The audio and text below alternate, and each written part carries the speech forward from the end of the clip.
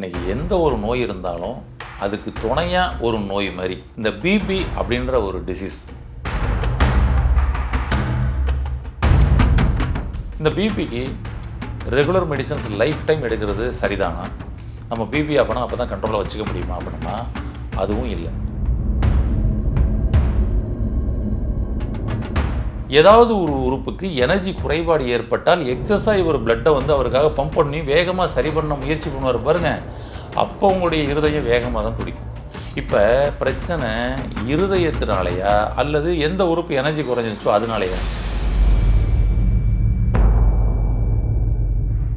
நடந்து வரும் பொழுது நார்மலாக இருந்த பிபி நாய் துரத்துனதுனால ஓடும் பொழுது பிபி கூடுச்சு, நம்ம பிபி பேஷண்ட் ஆகிட்டோமா?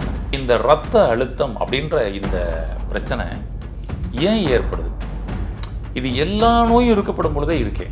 இது ஒரு தனி நோயா அல்லது துணை நோயா? ஏன் ஏற்படுது? இந்த இதை எளிமையாக குணப்படுத்துறதுக்கு ஏதாவது சொல்யூஷன் இருக்கா? நிச்சயமா இருக்கு.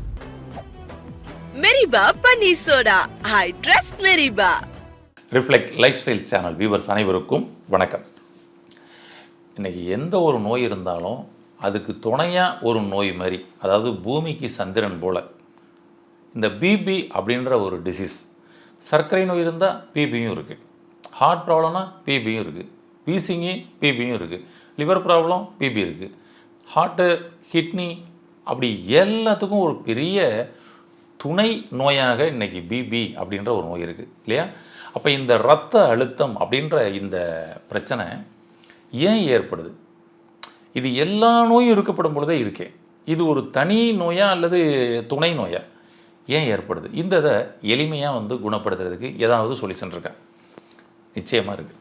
அதை பற்றி தான் பார்க்க போகிறோம் இந்த பதிவில்.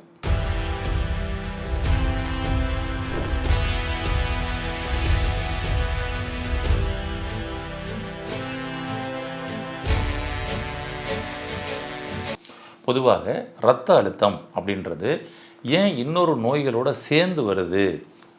அந்த நோய் இருந்தால் பிபியும் இருக்கும், நீங்கள் எதுக்கும் பிபி செக் பண்ணிக்கோங்க, சுகர் வந்துட்டாலே பிபி வந்துடுங்க, செக் பண்ணிக்கோங்க, சரிங்களா?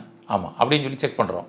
அப்போ ஏன் அப்படி கூட வருது அப்படின்ற ஒரு அடிப்படையான ஒரு விஷயத்தை நீங்கள் புரிஞ்சுக்கிட்டிங்கன்னா பிபி ஒரு நோயே அல்ல, இரத்த அழுத்தம் ஒரு நோயே அல்ல அப்படின்ற ஒரு விஷயம் உங்களுக்கு புரிய வந்துடும். ஆமாம். பொதுவாக இந்த இரத்த அழுத்தம் அப்படின்றத எந்த ரேஷியோவில் சொல்கிறாங்க அப்படின்னம்னா, நம்மளுடைய இருதய துடிப்பை வச்சு தான்.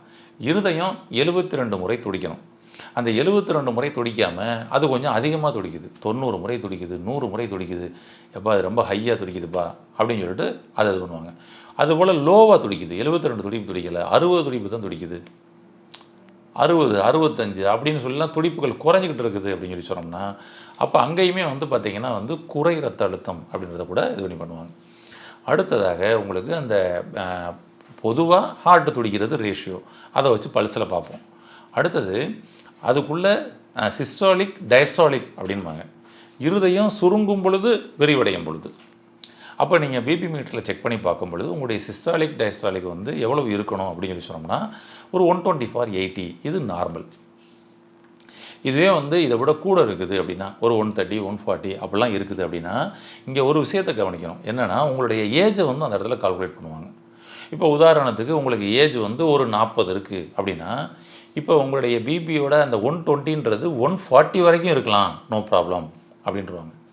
உங்களுக்கு ஏஜ் 25 தான் இருக்குது, ஆனால் பிபியில் செக் பண்ணி பார்க்கும்பொழுது சிஸ்டாலிக் 140 இருக்குன்னா உங்களுக்கு பிபி இருக்குது, ரத்த அழுத்தம் இருக்குது, அதான் விஷயம். அதே 40 வயசுக்காரருக்கு 180 இருக்குது, 200 இருக்குது, 190 இப்படிலாம் அப்படியே ஏறிடுச்சுன்னா அதுதான் பிபி ரொம்ப ஹையாக இருக்குதுங்க, நீங்கள் உடனே ரெகுலர் மெடிசன்ஸ் கரெக்டாக ஸ்டார்ட் பண்ணுங்கன்றதை உங்களுக்கு கைட் பண்ணுவாங்க. அதே போல் கீழே இருக்கக்கூடிய டயஸ்டாலிக் இது 80 தான் இருக்கணும்.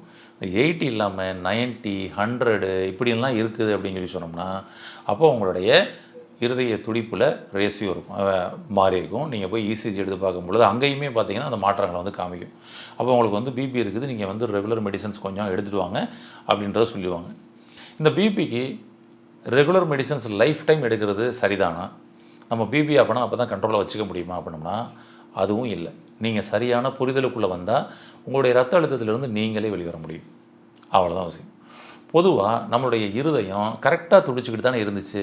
இப்போ சமீபமாக ஒரு 30 வயசில் இப்போ போய் செக் பண்ணி பார்க்கும்போது தானே பிபின்னு சொல்லி காமிக்குது. அப்போ 30 வயசு வரைக்கும் சரியாக துடிச்சிக்கிட்டு இருந்த இருதயம் இப்போ ஏன் பிபி அப்படின்ற அந்த ரத்த அழுத்தத்துக்குள்ளே மாட்டுச்சு? அங்கே தான் நம்ம யோசிக்கணும்.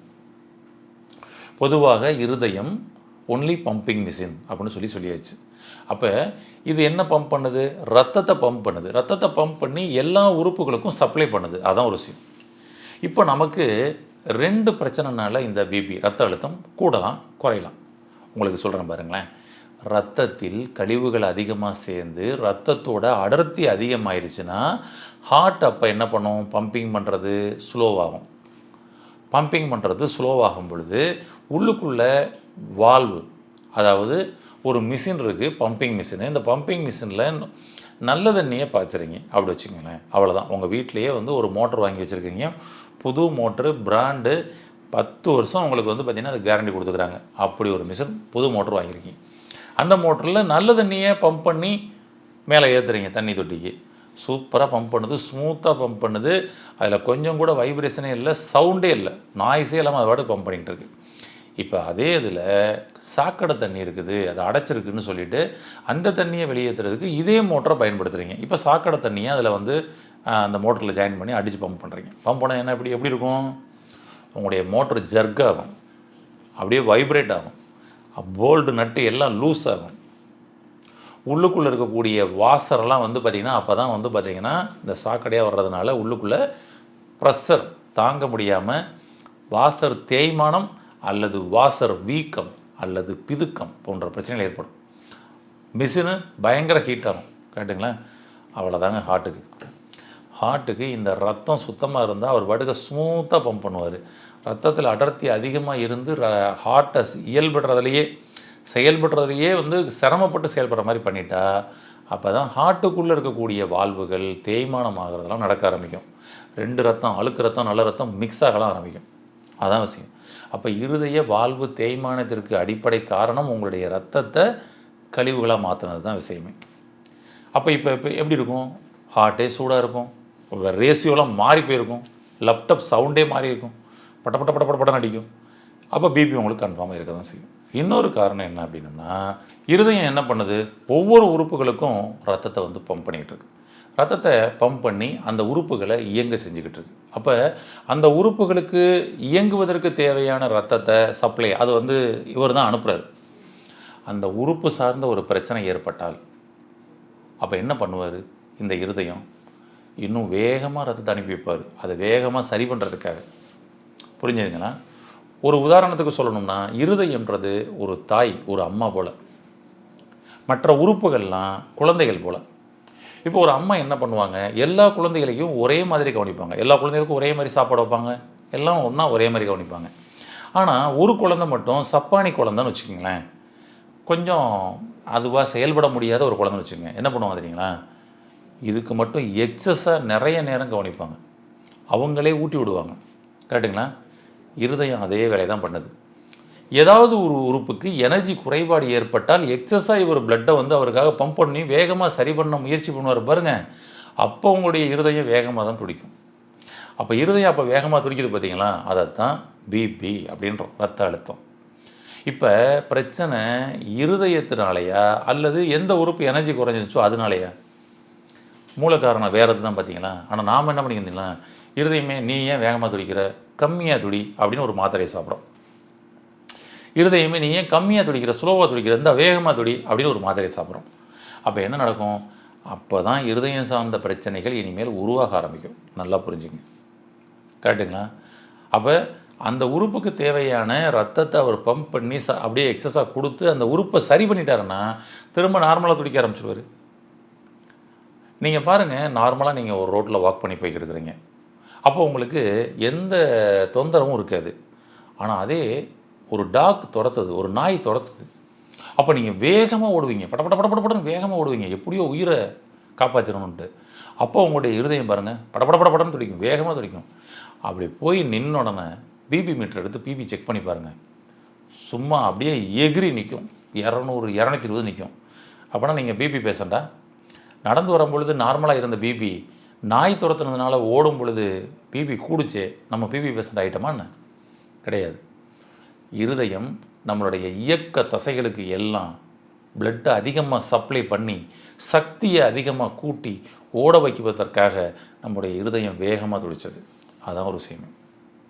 நீங்கள் இதே ஒரு நார்மலாக இருக்கிறீங்க, ஒரு தியானம் பண்ணலான்னு சொல்லி போகிறீங்க, தியானம் பண்ணுறீங்க. அந்த தியானத்தில் இருக்கப்படும் பொழுது நீங்கள் பிபி செக் பண்ணி பார்த்துருக்கீங்களா? என்னைக்காவது செக் பண்ணி பாருங்கள். லோவுக்கு போகும், அது பாட்டுக்கு 60க்கு போயிடும். அந்த நாடி துடிப்பு 60க்கு போயிடும். 120 இருக்குது பார்த்தீங்களா உங்களுடைய பல்ஸ் ரேட்டு, சல்லுன்னு இறங்கி அது வந்து 100, 90, 80ன்ற அளவு கூட துடிக்கும். ஏன்னா இயக்கம் எதுவுமே இல்லை, அமைதியாக ஆகிட்டீங்க. உங்களுடைய எண்ணங்கள் குறைஞ்சி போச்சு. ஏன்னா உங்களுடைய எண்ணங்களுக்கு தக்கன எல்லாத்துக்குமே சக்தி தேவை, நடந்துக்கிட்டு இருந்திருக்கும். குறைஞ்சி போச்சு, அமைதியாக இருந்தீங்க. இப்போ லோ பிபி அப்படின்னு சொல்லிட்டு உங்களுக்கு மாத்திரை கொடுத்தா கரெக்டாக? அவ்வளோதாங்க விஷயம். அதனால் இந்த லோ பிபியும் ஹை பிபியும் அப்படின்றது உங்களுடைய உடல் உறுப்புகளுக்கு தேவையான இரத்த ஓட்டத்தை இருதயம் அதிகப்படுத்தப்படும் பொழுதும் கம்மியாக்கும் பொழுது தான். காரணம், அந்த உறுப்புக்கு எனர்ஜி தேவைன்னு இருதயத்துக்கு தெரிஞ்சிருச்சு, அதனால் அனுப்புது. அவ்வளோதான். இது மூலம் பிரெயினில் சிக்னல்கள் மூலம் அதெல்லாம் நடக்கும். அவ்வளோதாங்க.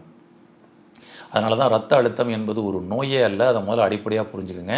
உங்களுடைய உறுப்புகள் முழுவதையும் நீங்கள் சீர் செஞ்சீங்கன்னா ரத்த அழுத்தம் ஓடியே போயிடும். அவ்வளோதான். அதனால் அதை என்ன பண்ணலாம்? இந்த மாதிரி வந்து பிபி இருக்குதுன்னா நமக்கு வந்து என்ன பண்ணலாம்? ரொம்ப சிம்பிளான ஈஸியான ஒரு சொல்யூஷன் சொல்கிறேன். ஃபஸ்ட்டு விஷயம், நல்லா வந்து ஒரு 1 லிட்டர் தண்ணி குடிச்சிட்டு மண் தரையில் வெறும் காலில் வாக் பண்ணுங்கள். ஃபுல் சர்க்குலேஷன் நல்லா எல்லா இடங்களுக்கும் ஆட்டோமேட்டிக்காக போயிட்டு வரும்.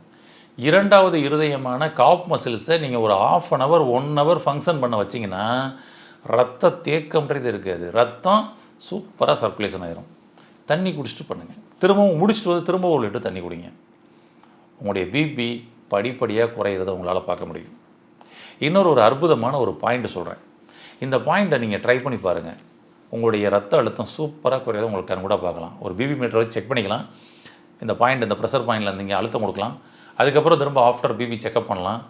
சூப்பராக குறைஞ்சிருக்கும். அதையே கொஞ்சம் ரெகுலராக பண்ணிட்டே வந்தீங்கன்னா பிபியை நார்மலுக்கு கொண்டு வந்துடலாம். என்ன பாயிண்ட் அப்படின்னோம்னா, நம்மளுடைய கால் பாதத்தில் கரெக்டாக வந்து பார்த்திங்கன்னா 1வது விரலுக்கும் 2வது விரலுக்கும் நடுவில், ஏன்னா இந்த 1வது விரலுக்கும் 2வது விரலுக்கும் நடுவில் அப்படி ப்ரெஷர் பண்ணிங்கன்னு வச்சுங்களேன், அங்கே வந்து பார்த்திங்கன்னா இந்த 1வது விரலோட நரம்பு 2வது விரலோட நரம்பு அப்படி வி ஷேப்பில் ஜாயிண்ட் ஆகும். அது வரைக்கும் அந்த அழுத்தம் கொடுத்தா போதும். இங்கே பாருங்கள், இந்த மாதிரி. அவ்வளோதான். இப்படி அழுத்தம் கொடுத்தா போதும். எவ்வளோ நேரங்க கொடுக்கணும்? உங்களுக்கு மைண்டு சொல்லும் போதும் அப்படின்னு திருப்தியாகிற வரைக்கும் கொடுக்கலாம். ஒரு 9 முறை, அவ்வளோதான். அப்படி ஃப்ரண்ட் சைடில் அழுத்தம் கொடுங்க, போதும். அற்புதமாக இருக்கும். இதை நீங்கள் நைட்டு இரவு நேரத்தில் தூங்கும் பொழுதும் பண்ணலாம், காலையிலையும் பண்ணலாம், சாப்பிட்டதுக்கப்புறம் பண்ணலாம், சாப்பாடு முன்னாடி பண்ணலாம். கண்டிஷனே இல்லை, எப்போ வேணாலும் பண்ணிக்கலாம். எல்லா வயதினரும் பண்ணலாம். ரொம்ப அற்புதமாக இருக்கும். உங்களுடைய பிபியை நார்மலுக்கு கொண்டு வரும், ரத்த ஓட்டத்தை சீராக்கும். அதனால் ரொம்ப சிம்பிளான விஷயம் தான் உங்களுக்கு சொல்லியிருக்கேன். ட்ரை பண்ணி பாருங்கள். என்ன மாற்றம் நடந்ததுன்றதை கமெண்ட் பாக்ஸில் கொடுங்க. உங்களுடைய நண்பர்கள் உறவினர்களுக்கு இந்த டிப்ஸை சொல்லி அவர்களையும் ரத்த அழுத்தத்திலிருந்து வெளியே கொண்டு வந்து ஆரோக்கியமாக வாழ வாழ்த்துக்கள். நன்றி.